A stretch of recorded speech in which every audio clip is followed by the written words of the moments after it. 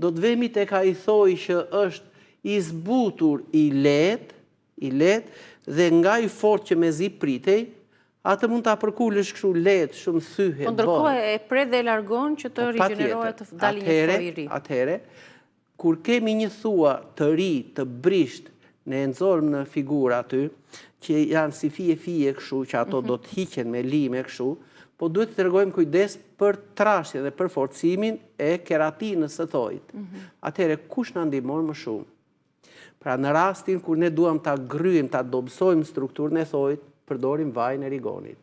Në rastin kur duam që ne ta trashim thojin, ta shëndoshim, po të shëndoshim këto qelizat e shëndetshme, atëherë këtë keratinën, pa myk, përdorim vajin e mentes, është ndër më të mirat, që fillon që të krijoj një teren të përshtatshëm për të prodhuar qelizat e reja të mykut dhe struktura e tij të jetë e fortë.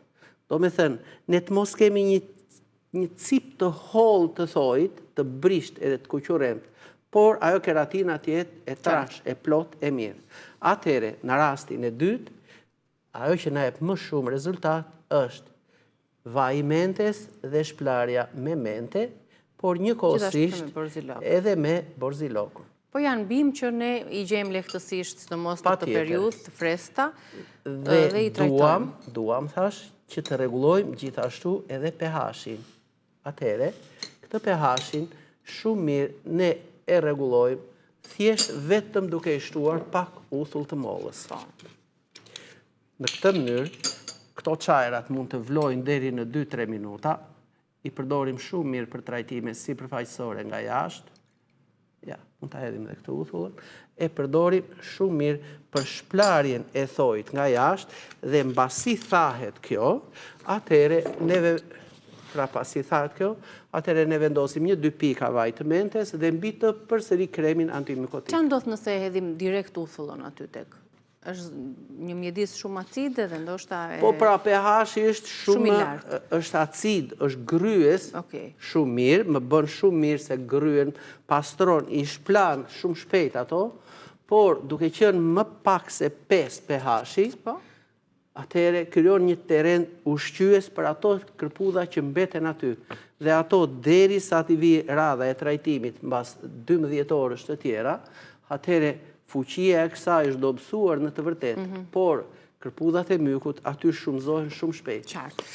Mirë, besoj se i dham mjaftueshëm informacione që duhem për personat të cilët vuajnë nga myku i thojve dhe që kanë këtë problematik të vazhdueshme. Mirë është që në fazat e para, siç e tham, që tek ato indicjet të fillojmë t'i përdorim në mënyrë që të mos arrijmë tek ajo shtresa e trash, e fortë dhe pa bindur, duhet thënë.